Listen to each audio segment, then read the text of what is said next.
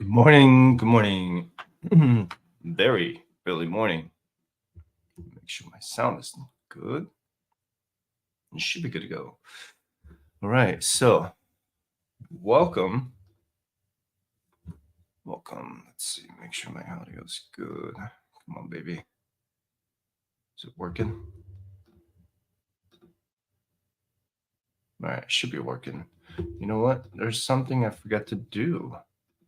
Let me go ahead and make that change just real quick. Sorry about the wait. And live. Here we go. We'll stop. Okay. Okay, that should be good. All right, sorry about the wait. Here we go. Okay, all right. So, all right. Welcome to the special live stream session with the release of the Consumer Price Index, or the latest inflation data for the month of March 2024, which is set to be released in about 14 minutes at 5:30 a.m. Pacific Standard Time or 8:30 a.m. Eastern Standard Time. And I'm live streaming from Vegas, so it is very, very early for me. And this is going to be a crucial inflation report before the Fed meeting on May 1st, when they announced their decision to keep the interest rate steady, drop the interest rate, or maybe even raise the interest rate. And they have not raised interest rates since July 26, 2023, which maintained the Fed funds rate between 5.25 to 5.5%. If they, for some reason, see this inflation report as a red hot indicator, we could see a potential sell-off in the stock market today. And Jamie Dimon from JP Morgan Chase even said yesterday that the interest rates could rise as high as 8%. And that would be really bad news for the banks, the stock market, and even the bond market. And here's what Jamie Dimon said. Let me show you this article here. He said a few days ago that alarmed a lot of people. And if you don't know who he is the head of JP Morgan Chase, who arguably has the biggest influence in the banking industry. And inflation has no doubt eased a lot over the years, right? But we're starting to see the inflation rate trend back up. And Jamie Dimon, in his annual letter to shareholders, said that the interest rate could range from 2 to 8% or even higher, and potentially pushed up because of high government spending and the need of curb price rises. And I'm on the same page with them on this, because there's no doubt that the government is saying one thing about easing inflation, but they haven't really done much to lower government spending. And let me read you this quote from him in the letter. All of the following factors appear to be inflationary: ongoing inflationary prices, or fiscal spending, remilitarization of the world, restructuring of global trade, capital needs of the new green economy, and possibly higher energy costs. And Jamie Dimon has been, no doubt, very, very bearish about the market and the economy in general. And do I see the rates going up this year? I don't. I personally don't. The reason is simple. We're not the only ones making payments with high interest rates. The US government is also repaying their debt at a higher interest rate, and they're sitting at about $34.5 trillion in debt at the time I'm recording this video. And if you're brand new to my channel, I'm going to be live streaming every other Wednesday, and every time the inflation report comes out, and every time the Fed makes their decision on the interest rates. So be sure to subscribe if you haven't done that already. And let's take a look at what Cleveland Fed has to say on the CPI for today. The CPI projection year over year is 3.4%, which is going to be a significant increase from the month prior. The core CPI, which excludes the food and energy index, is projected at 3.7%. Consumer spending has been going up, and there's no doubt about that, right? And when I went live for the January CPI, the American people were still spending money like the high interest rate economy doesn't exist. Somebody in my comment section even said that people are still spending money because they still have some money left on their credit card limits. And I know that guy was joking, but I really hope that's not the case. And I used to have $47,000 in credit card debt over 10 years ago. and I'm never doing that again. But anyway, if the inflation report comes out really hot in about 10 minutes, yep, don't be surprised if we see some sell-offs in the stock market today. If the headline CPI comes in lower than 3.4, like 3.3 or 3.2, then we could see some bullish indications. But does the market really think that the Fed is going to raise interest rates? Well, let me just show you CME Group's Fed Watch tool in the next tab here. And the short answer is no. The market right now is pricing in 100% in, or not, well, pretty close, 94% in keeping the rate steady at 5.25 to 5.5%. And the Democrats in the Biden administration are really frustrated with the Fed right now because they want to start cutting interest rates. And if you watch my last live stream, I talked about how Democrats wrote a letter to Jerome Powell that the Fed needed to cut the rates as soon as possible. Republicans, on the other hand, want to let the Fed to do their own things. Jerome pretty much replied with no to the Democrats, and this is the election year, so these people in Congress need to put up some type of kind of a show, right? And they're not dumb. Maybe some of them are, but most of them know they're doing what they're doing during the election season. Because why would the Fed cut interest rates when GDP is accelerating? The employment rate is remaining steady, right? According to the report, anyway. And PC inflation is slowly declining, right? You could also argue that the employment data is over exaggerated. And I'm not going to argue with you on that one.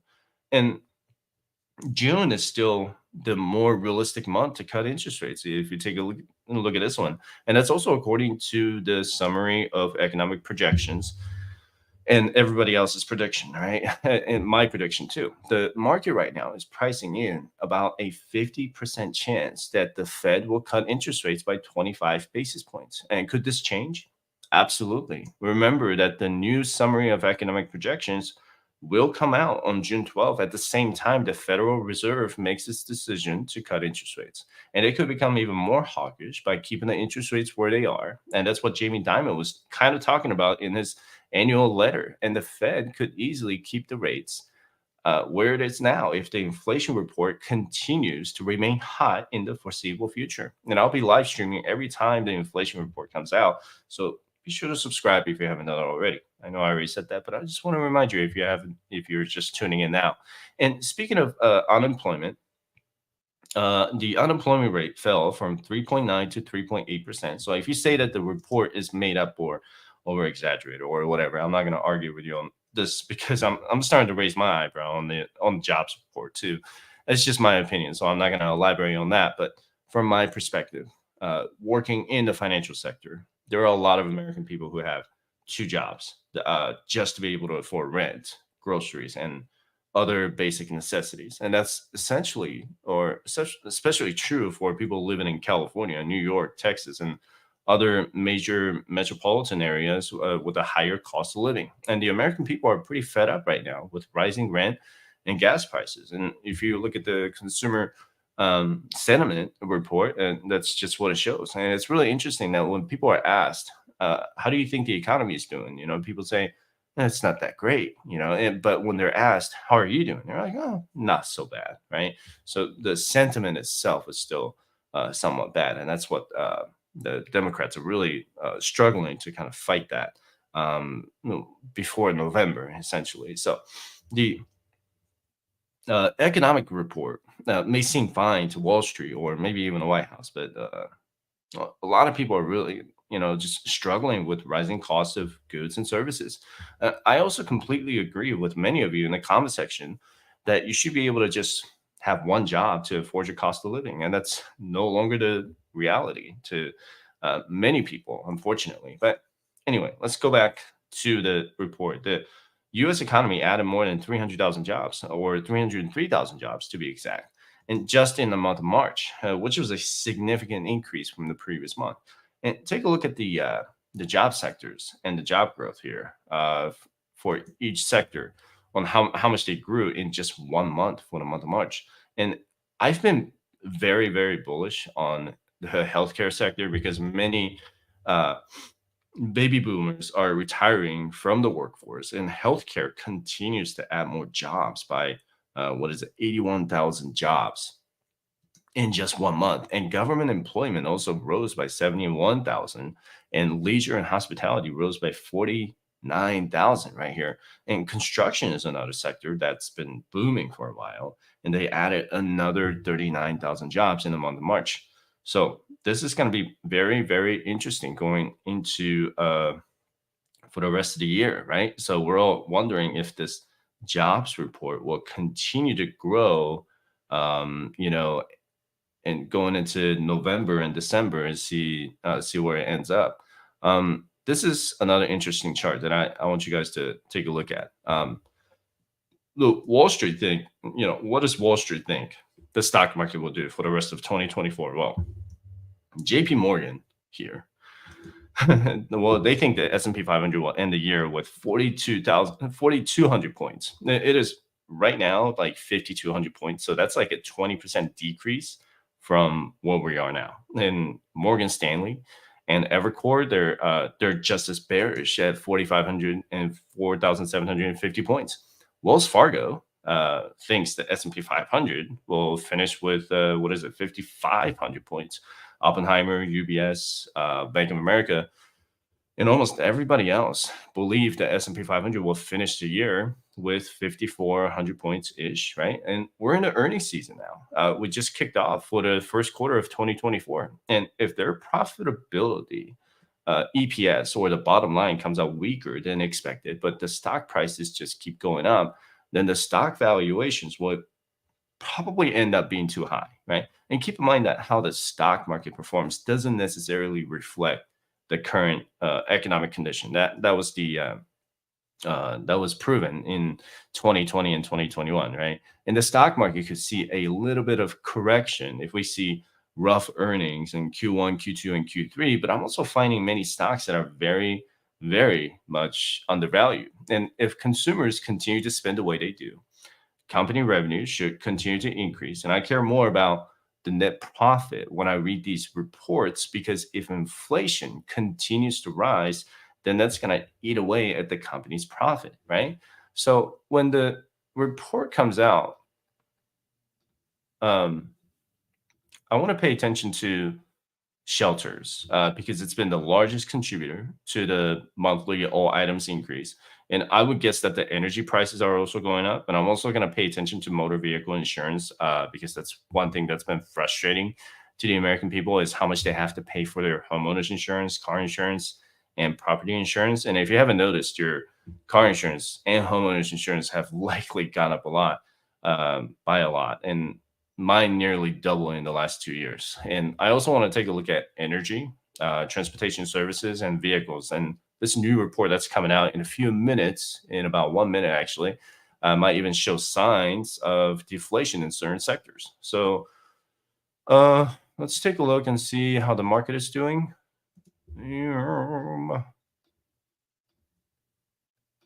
Let me know where you guys are watching this from. I really appreciate you guys tuning in. This is being live streamed to multiple platforms, not just YouTube, but multiple platforms. Let's tune into Bloomberg. Towers that transmit your phone, the data center, the real estate that you live in. It's what we own and build. So it's really what drives the economy, and you don't often see our name. Is that a good or a bad thing? It's just because we're behind the scenes, but it's big with $1 trillion of assets almost. We're behind a lot of the things of the global economy. It should be coming out in about 30 seconds here. Strengths? We just try to be quiet and do our thing, and sometimes it helps and sometimes it doesn't. But I'd say on balance, it's been good for us.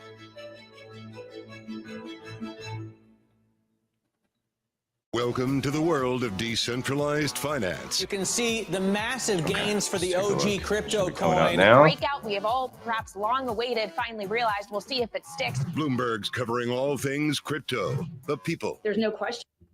Okay, let's take a look here.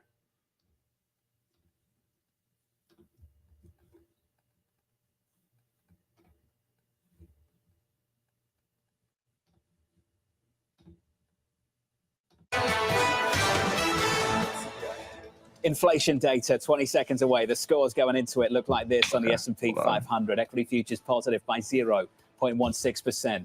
On the Nasdaq 100 up by 0.13. Switch up the board and get to the bond market. We look a little something like this. Let's take a look. Your 2-year down 2 basis points at 473.65. Your 10-year down almost a single basis point, not even, at 435.77 with the data. Here's Mike McKee. All right, we're looking for the CPI data to drop any second now. It seems to be a little bit slower than it has been here. Delayed. Go.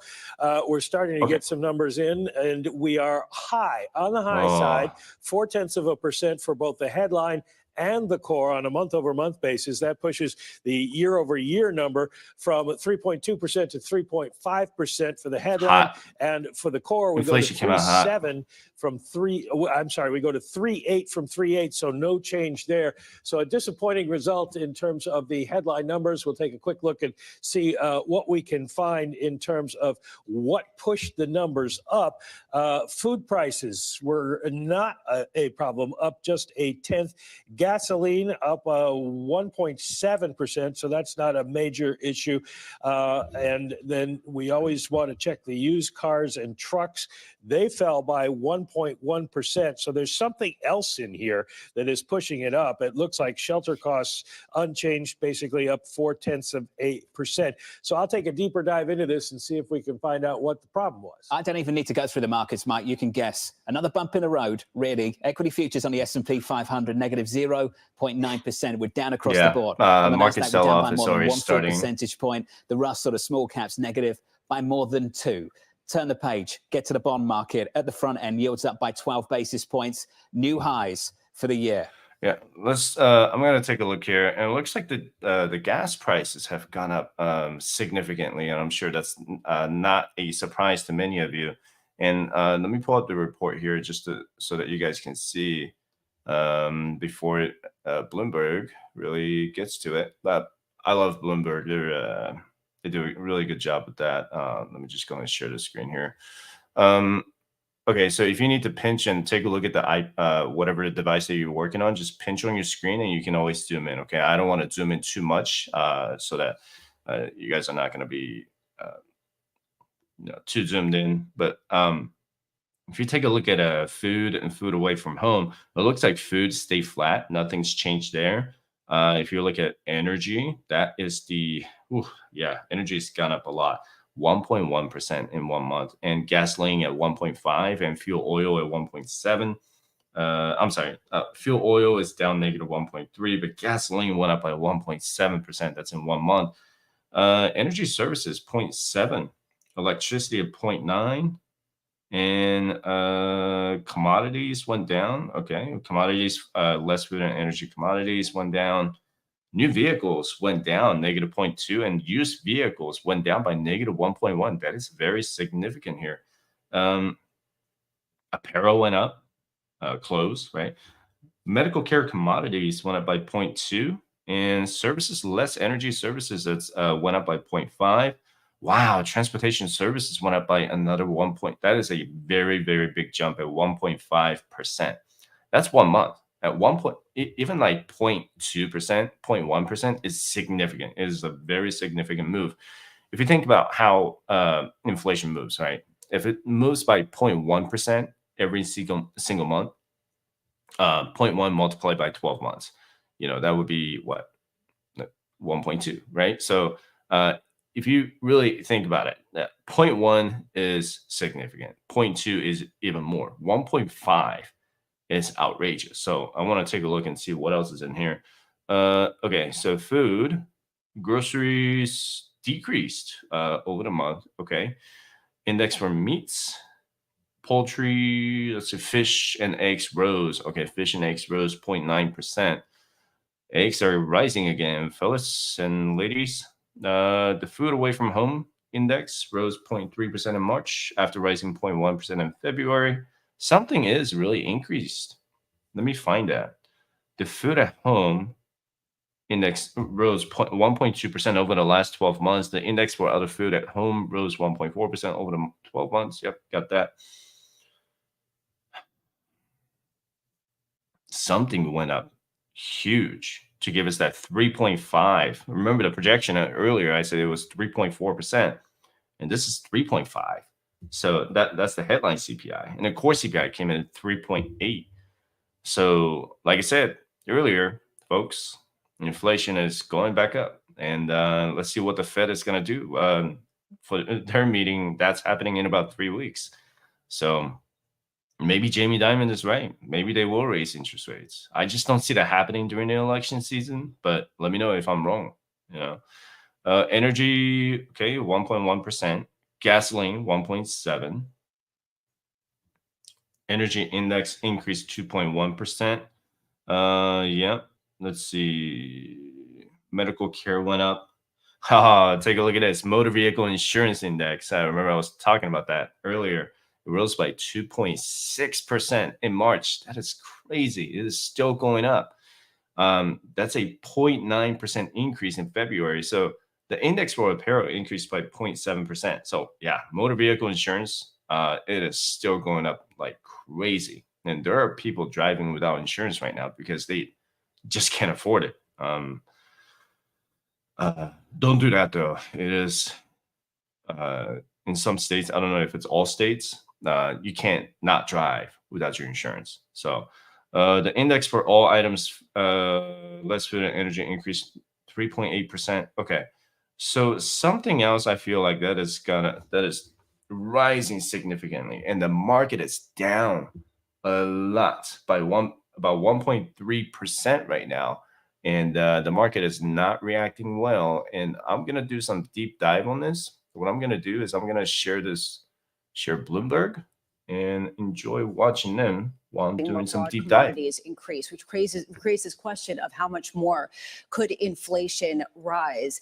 I'm wondering, from your perspective, Steve, do you think that this data raises the proposition of a hard landing because it forces the Fed to stay high, even if you see some weakening on the margins? Well, I think the answer to your question is very simple. I define it as a hot landing, an environment in which the economy slows back towards, 2.3, 2.25 type environment, which is still above the revised CBO trend. I don't know if anybody noticed that, but CBO raised its underlying trend rate of growth in the economy from 1.75 to 2%. So my 2.25, 2.30 number is still above trend. That gives you a tight labor market environment, and it certainly suggests it's going to be very hard to get inflation to the 2% level. So could inflation wind up settling somewhere around 3 as opposed to 2? Yes. So that to me would be a hot landing, not a hard landing, but it still keeps the inflation percolating. Check out this market move. Let's start with equities. Equity futures, the Russell getting absolutely slammed. We're down by more than 3%. It is a good day to buy. Down by more than 1%. David Kelly just moments ago, the sound of the door slamming shut on small a June caps going down rate a cut. lot If you're just joining us right now, 0.4% is the number. The estimate was 0.3. Might be key down in Washington, D.C. Mike, you've had a bit of time to chew over these numbers. What is underpinning this one this morning? Well, the interesting thing is that there isn't any huge jump in any category except motor vehicle insurance, up 2.8%. It doesn't have a huge weight, but it does figure into core services, and that's pushed the numbers up. What you're seeing is a lot of slight increases in a lot of different areas. Rent up 0.5 after 0.4 last month. They were the owner's equivalent rent, the housing component, unchanged at 0.4. So that's still an upward weight on the overall numbers. And we're seeing the same sorts of things throughout this. 0.7 gain for apparel. Things that go over 1%, very little. But a lot of things moved up 0.1 or 0.2 during the month. And that seems to be what's pushing this higher. And that would make the Fed concerned because it suggests a broader base for inflation than just a few outliers like we've seen in the past. Mike, thank you so much. And I'm looking right now at Supercore, someone noting that it's at 4.8%, not exactly what this Federal Reserve wants to see. David Kelly, I know that you've been really big on the disinflation, the immaculate disinflation, this idea that we were going to get a landing and that it was just sort of this natural base effects that would take hold. Do you question some of that now? Well, actually, what Mike was just saying makes me feel a little bit better about the situation. That 2.8% in auto insurance, that's probably not a real number.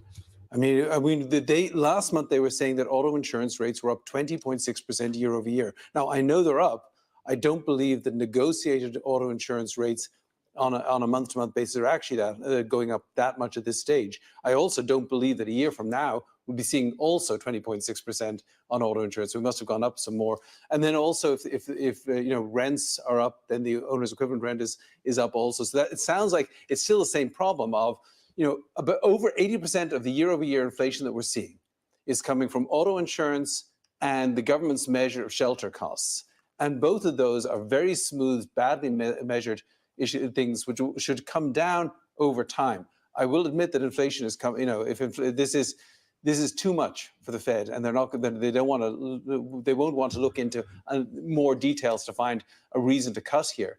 But it doesn't make me worry that inflation, in the long run, inflation is coming down. Steve, your response? It's an index. You take the index as what it is. A lot of these components aren't even seasonally adjusted. The other guy is a little out of touch. At the micro level and the macro level, they're aggregated, so we can get proper seasonal adjustment behind it. There's lots of components in the CPI. The fact that some components go one way, some components go the other way. That's why we have an index. So I don't really look into the details. I look at the major aggregates and the components, and what they're telling me is inflation's not doing what they wanted on average, and this is a problem for them. They've laid out a scenario, and they actually lowered the bar at the March meeting to cutting rates. And the reality is the economy isn't even meeting that lower bar for them. So this becomes an ongoing quandary for them because they've created a financial market environment that's much too accommodative for what their macro scenario is and what their desire to cut rates are. And therefore, they've created a problem for themselves because their forward guidance is keeping the labor market tighter than it would normally have been if they didn't have this degree of forward guidance. The dots are a bad concept. They shouldn't be there. They lead the market in a direction that they should not go. This has been a mistake since it was created by Janet Yellen. Nobody at the Fed has backed away from it. The reality is I hope when they sit down and review it next year, they realize this is a dumb thing and they walk away from it. David, do you agree? Do the dots just create this, problems within the financial markets? Sure does. No, I don't really have a problem with their transparency. I do have a problem with overly active monetary policy. I think that we assume, Steve, you were talking about how their monetary policy has kept the forward guidance. Okay, so I'm going to shut these guys up for a second and just kind of looking into their inflation report right now. Like they said, everything across the board is going up. It's not a specific sector that is like, oh, this is going up by a lot. Maybe except for your car insurance. Motor vehicle insurance has gone up by a lot. So let me show you this just real quick here, just so that you know what I'm talking about if you've never seen me doing the live stream. So forget about all these numbers, okay? I know this is going to be like, holy cow, I don't know what I'm looking at. I'm going to walk you through this just a little bit. If you look at the right side, okay, seasonally adjusted percentage, I'm going to highlight it here. So right there, those letters and the numbers underneath will be the month-over-month changes, okay? So let's go through the first one, for example. Commodities went up by 0.1% month over month from February to March, okay? Do you see that? That's from commodities here, and then you'll see it, okay?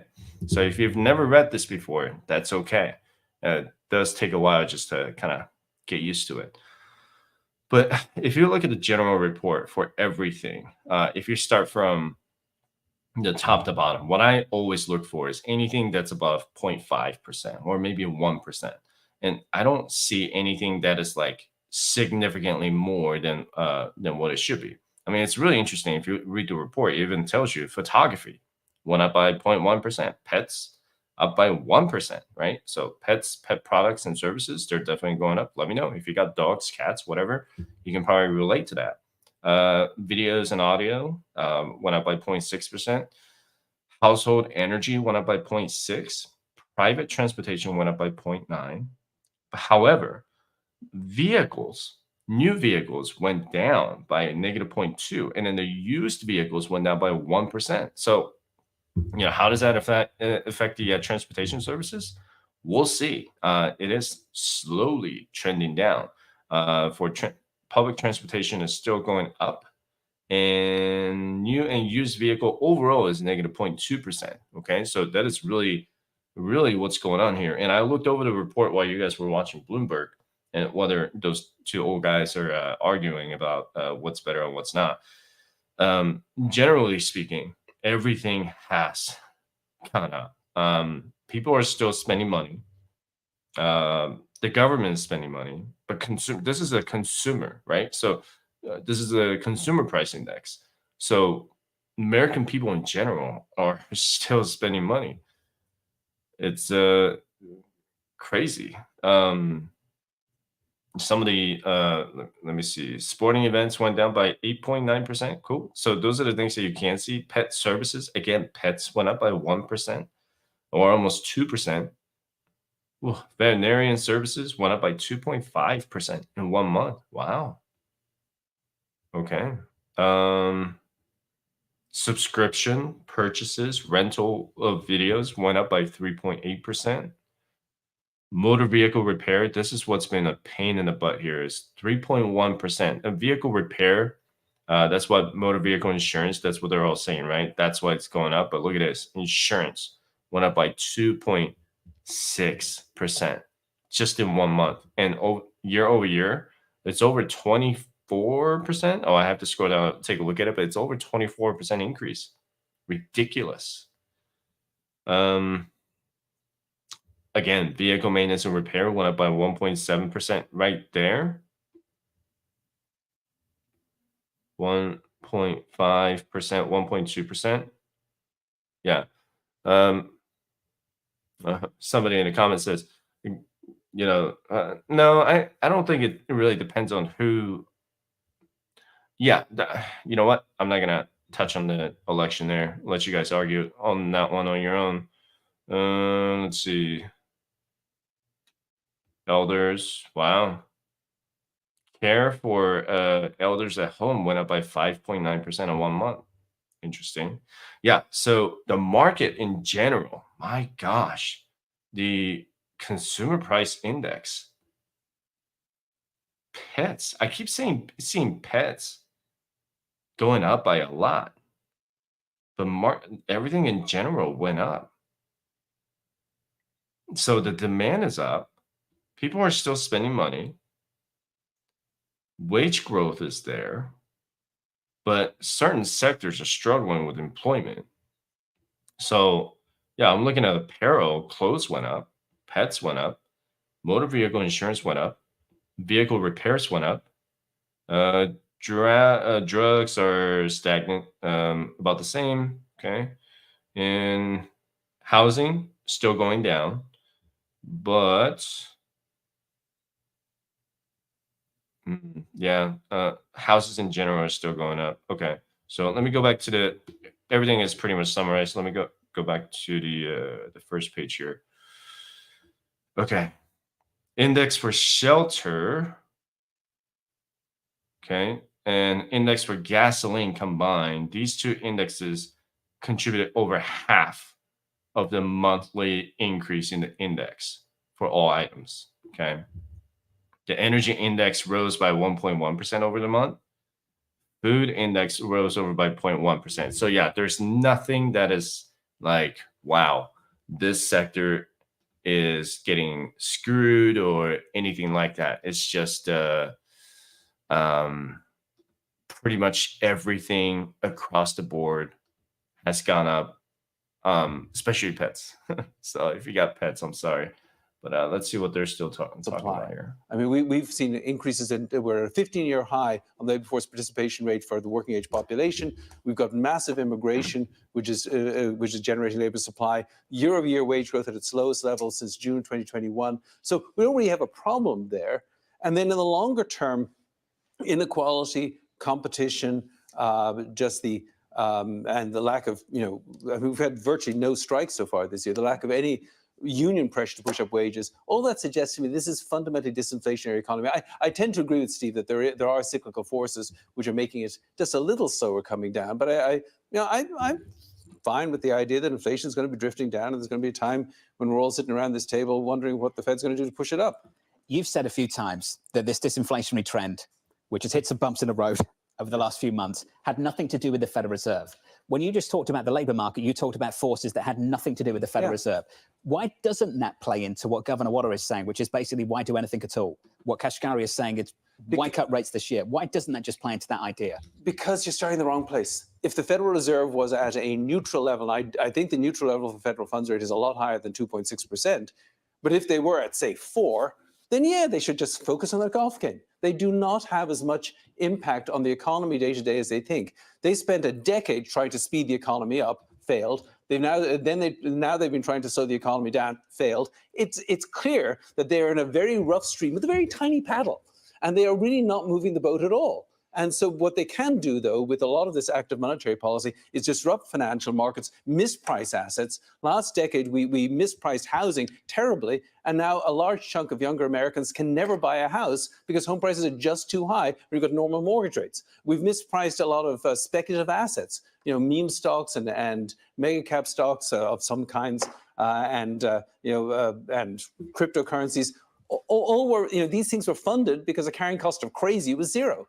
So I wish the Federal Reserve would pay more attention to what they do to financial markets with their manipulation of interest rates, and not worry too much about what they're doing to the economy, because they're not that effective. We played the should game. Can we play the will game? What do you think they will do? I think they'll skip in June. I think they will set that up, and then probably at the moment, I think they'd probably set up for September and December 2 rate cuts. Yeah. So let me show you what the market is doing right now. It is basically pricing in for no longer the June rate cut here. And if you take a look at what the market is doing right now, look at the S&P 500. It just went down. It just, oh man, it's a cliff, right? And everybody just pretty much jumped ship from here to there as soon as the report came out. That's why I went live. And it is now down 1.4% in pre-market. So it is down 74. If I had to guess, it's probably going to finish under 5,100 points. JP Morgan is pretty bearish about the stock market right now, but this is going to be very interesting with where the market might go right now. There's definitely a sell-off happening. Russell 2000 is it's also selling off. But where was I going with that? The market. Oh yeah. The market is starting to price in that they're not going to cut rates in June or May, right? So May, we knew that. It looks like they're not. They're starting to think that this is continue to stay hot. The next CPI report is going to be when? Let me take a look. It's not going to be until CPI report, CPI schedule. Okay, so the CPI schedule, let me see if I can just share the screen, share. So the next CPI schedule is going to be June, I'm sorry, today's April. So next one is May 15th. And the one after that is June 12th and then July 11th. So this is really interesting. Check this out, okay? The next CPI report, which I'm going to be live streaming, is going to be on May 15th, okay? This is going to be about 2 weeks after the Fed meet together. What are the chances of our inflation goes back down from 3.8 or 3.5% to, let's say, below 3%? Chances are really slim, right? Unless something crazy happens in the market between now and then. But look at this. This is the same day the Federal Reserve meets. So this is a timeline, June 12th. If you haven't written this down on your calendar, I want you to do this. June 12th at 5:30 a.m. or 8:30 a.m. Eastern Standard Time, CPI report comes out. What I've been reading to you, that's going to come out, okay? The Fed is going to make their announcement on their interest rates at 11 a.m. Pacific Standard Time. So just 6 hours later, they're going to make their decision on the interest rates. And we're going to get the latest summary of economic projections with all the dots they were talking about and how they feel about the interest rates. If they don't drop interest rates in June, then the next one is not going to be until, let me take a look. Let me CME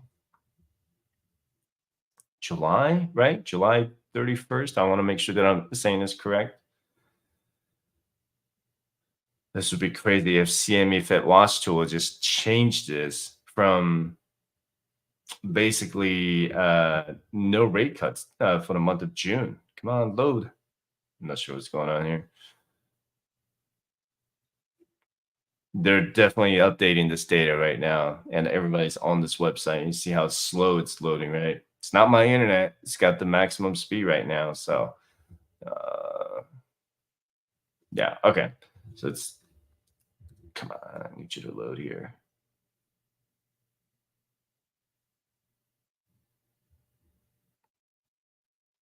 Oh, yeah, it's not even loading. Okay, let's take a look here. Oh, look at the FOMC schedule.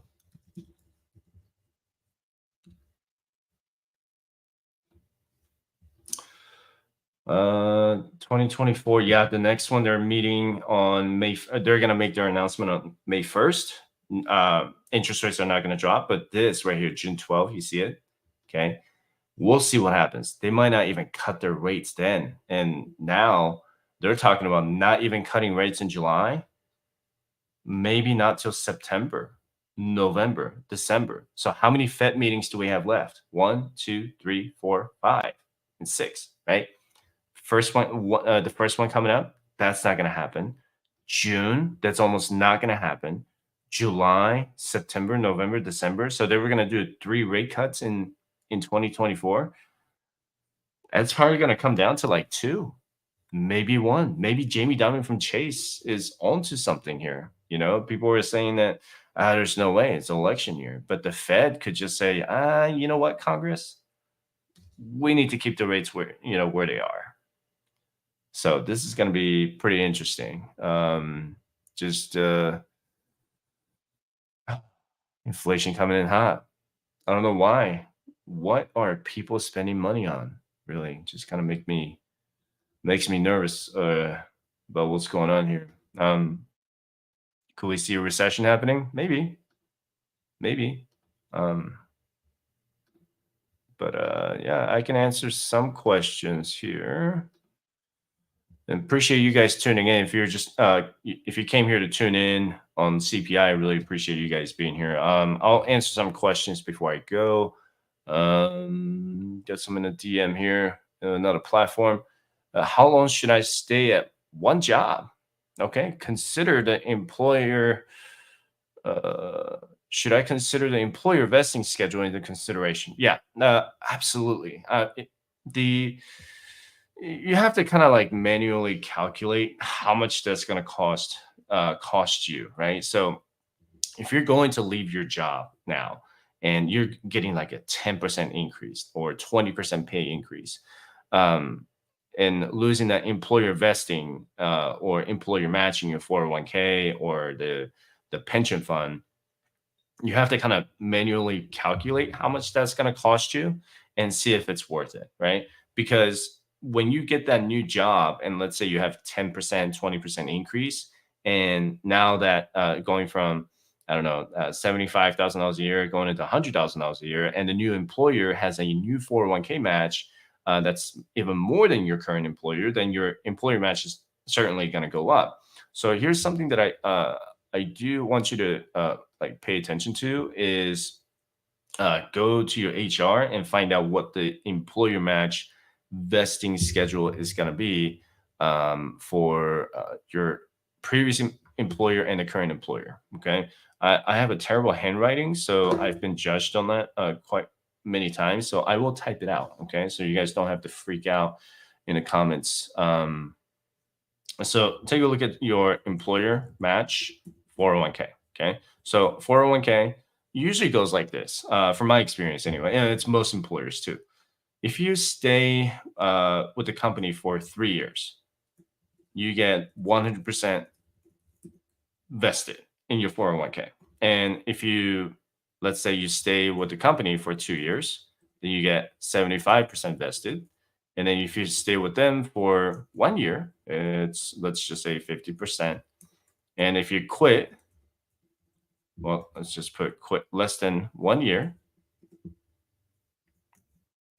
It could be like 0 to 50%. It just really kind of depends on the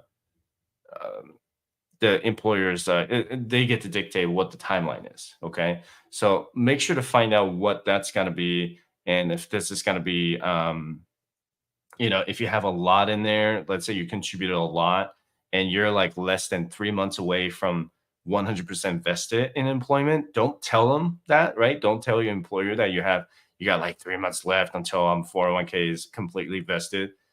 Just say, hey, maybe extend that just a little bit. But if you don't want to risk going to a new job and maybe even losing a new job, then don't even think about it. Just go to the next job.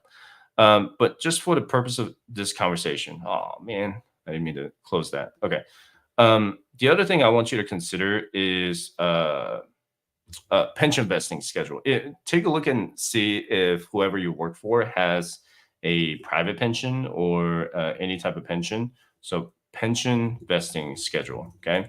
So that is usually about 5 years is what I've seen. So like it goes from 20, 40, 60, 80, and 100%. So if you do like 5 years, then you're 100% completely vested, right? So if you do 1 year, in this example, it would be like 20%. So take a look and see what that's like for the pension. The other one that I've seen is what's called if you get any profit sharing, a vesting schedule. Okay, so that also goes from 0, 20, 40, 60, 80, and then 100. Okay, so talk to your HR, and let's say you'll log into your 401k, right?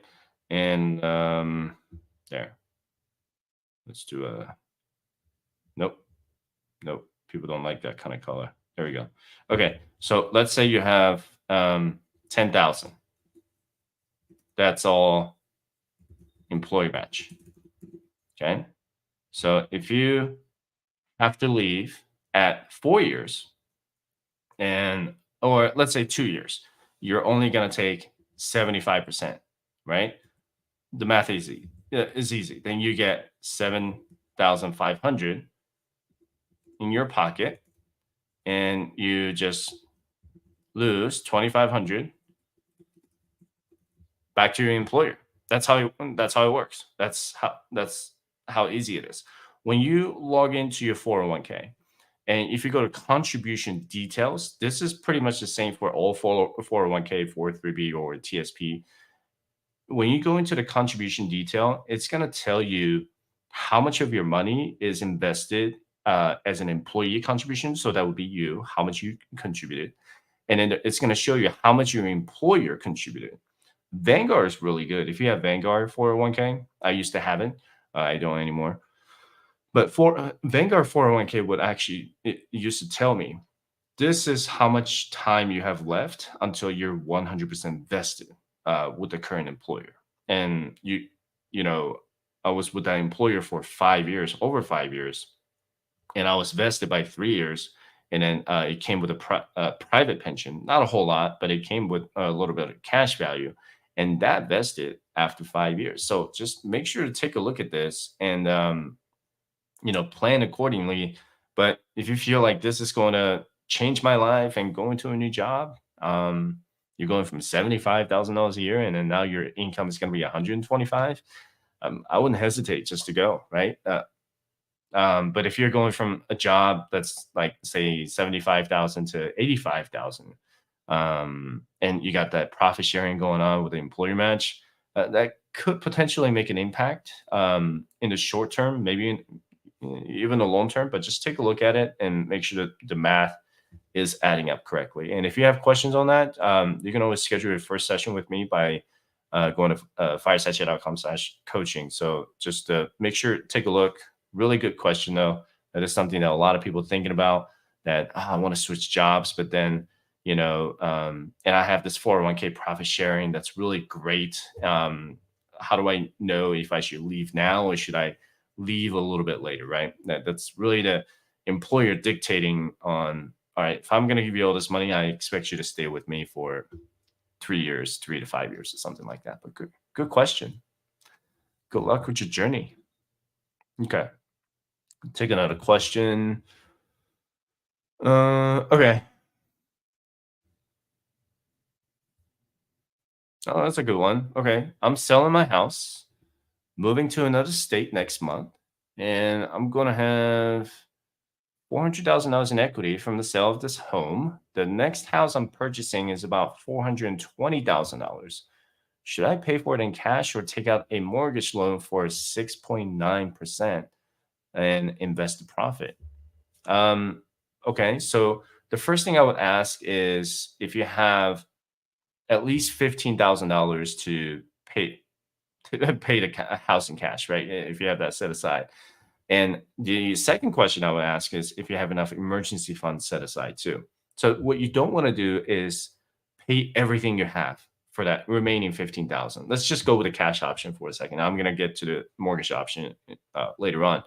But if you decide to pay with cash for your home, and you still need to take $15,000, $20,000 out of pocket to pay for the house, make sure it's not going to drain your emergency fund. If you say that that's going to drain your emergency fund, maybe try to save as much as you can, or just take out a quick, some type of loan that's going to cover it for $15,000. What I don't want to see is that you end up draining your emergency expenses down from 3 to 6 months to like nothing at all, right? You don't want to go into a new area, especially you going to the new state, and end up paying, going there with nothing, no cushion set aside. Okay, so let's just assume that you do have enough emergency funds set aside, and you have the cash to pay for it. And let's just say that it's going to be you have $20,000 and you get to pay your mortgage. All right. So I will type it again because my handwriting is absolutely terrible, even with the Apple Pencil. So let's do some exercise on this. Let's say you got to pay $420 and for the house. Okay. If you pay that in cash, the only thing you have to worry about is property insurance and taxes. That's you can do it every quarter, every year, and semi-annually. I don't know what state you're going to or what area you're going to be living in, but I'm going to use Vegas as an example. If I had a paid off home in Vegas, it would be paying my property insurance annually and then paying my taxes quarterly. That's going to the county, going to the state or city. Okay. So that would be free and clear, and you don't have to worry about the mortgage at all. If you took out a mortgage and just kind of invest the difference. Okay. So let's think about the risk before you do it. If you asked me this question 2 years ago, my answer would have been entirely different. But the interest rate right now for 30 years, okay, it's about let's say 6 to 7.5%. So in your case, let's just go, what'd you say, 6.8%? Okay. So 420 for 30 years, 6.8%. If that payment is going to be, let's say, $3,500 a month, I believe that's how much it is. Correct me if I'm wrong for the PNI, probably less than that actually. Is it? I think it's like 3,000, maybe. This is just the PNI, okay? Not counting property insurance and taxes. So $3,000 a month, and you're thinking that should I invest the difference on that?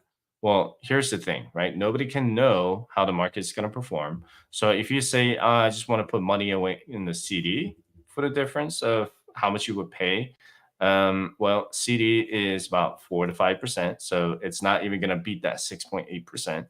The market, so let's say S&P 500, last 10 years, it's about 11%. Barely, right? The spread, if you count inflation down, the spread is about 3%. So that's how much you're earning. You can do like even more aggressive growth. You can do moderate income where it pays you dividends. If I do the comparisons like this, to me, that 6.8% is really not worth it. just to kind of like, okay, let's say I put the entire $420,000 in the stock market right now, and I'm going to let it grow for the next 30 years. Chances are that's probably going to grow, right? But what I don't want you to think is that the market will always go up, because it won't. When the market does really well, people just kind of start forgetting about how bad the market did 2 years ago. 2022, it went down by over 20%. Small cap was down by 26%. So that's something that I think you should really think about, because if the market goes down and you have this big mortgage on you right now, you're going to be paying a lot in interest, right? Anything above 5% to me is considered high interest debt.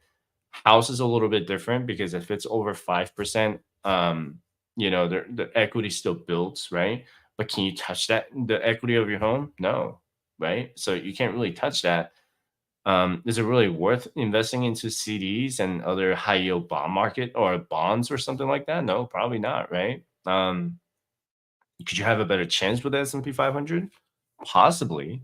But am I going to stress about investing in the S&P 500 for the next 30 years to compare, 6.8% and 3%, 4.5%? Probably not. Let me know in the comment section. But I'm probably not going to take out a loan, but just pay off the house, only be responsible for property insurance and taxes, and that's all you have to worry about, right? I think that would be a fantastic way to go about it. Just mortgage-free, debt-free, you got your cash coming in. And here's the thing, right? How fast does it take you to build? Let's say you just invest that $3,000 a month instead of paying into your house. $3,000 a month, that's $36,000 a year. If you invest $36,000 a year, dollar cost average for the next 30 years, how much do you think that's going to grow? And you don't have any debt over it. In my opinion, this is my opinion. Okay, I would just pay the house with cash. That's what I would do if I were in your shoes. And I'm not telling you what you should do. Just think about the psychological effect behind this, right? I don't know if anybody ever says that they regret paying off their home. If you know someone who did that, let me know in the comment section. But I've never heard people say it. But I've never paid off my home. I'm still paying a mortgage on my home, but started investing that difference. But my situation was different, right? My interest rates are like 2%. Yours is going to be 7%. It's a different economy now. So that's something to consider. But congrats, being able to pay off a home and just pay with cash, that's going to be very exciting for you. So thanks for the question. All right, I got to go. I really appreciate you guys being here. Rewind back if you need to, but if you're just tuning in, you can always come back, and I'm going to put the chapters in this video, so you can always come back and take a look at it, okay? But appreciate you guys being here, and see you guys next Wednesday for the live stream.